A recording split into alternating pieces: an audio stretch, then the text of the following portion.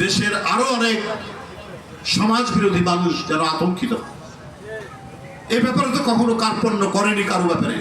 সারা দেশে যারাই কোনো ধরনের ঘটনা ঘটেছে সেইখানে তো এই পদক্ষেপ নেওয়া হয়েছে এবং হচ্ছে, প্রতিদিন হচ্ছে।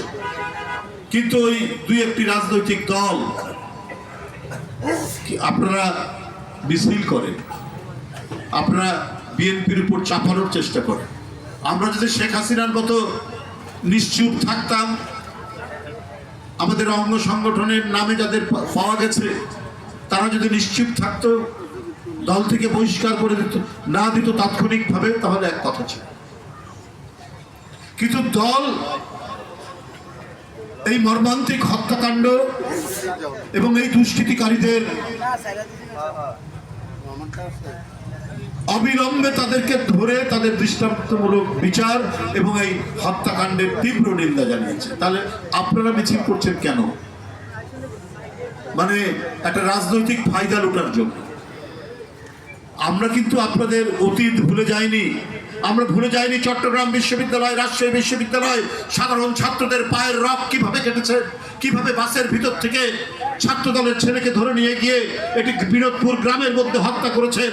আপনাদের নৃশংসতা, আপনাদের নৃশংসতা, আপনাদের ভয়াবহতা আজও আপনাদের মানুষ দেখলে পরে সেই উপাধি হলো আপনাদের দায়। আর আপনারা এখন মিছিল করেন। বিএনপির যে ইতিবাচক যে দিকগুলো, সেই দিকগুলোকে উপেক্ষা করে নিজেদের ফায়দা লুটতে চাচ্ছে, তাতে কোনো লাভ হবে না। বিএনপি সেই রাজনৈতিক দল নয়। বিএনপি হচ্ছে মানুষ যাতে শান্তিতে থাকে সেই নিশ্চয়তা দেওয়ার দল। বাংলাদেশের এমন কোনো জায়গা নেই যেখান থেকে কোনো দখলবাজির কোনো কথা এসছে। চর দখল, বালি দখল কেউ রক্ষা পায়নি, দল থেকে বের করে দেওয়া হয়েছে। এখানে ঢাকা মহানগর উত্তর বিএনপির আমিনুল হক, মুস্তফা জামানদেরকে বলা আছে, যারা সমাজের মধ্যে অত্যন্ত সম্ভ্রান্ত মানুষ, সজ্জন মানুষ, বিনয়ী মানুষ, তারা বিএনপিতে অংশগ্রহণ করবে।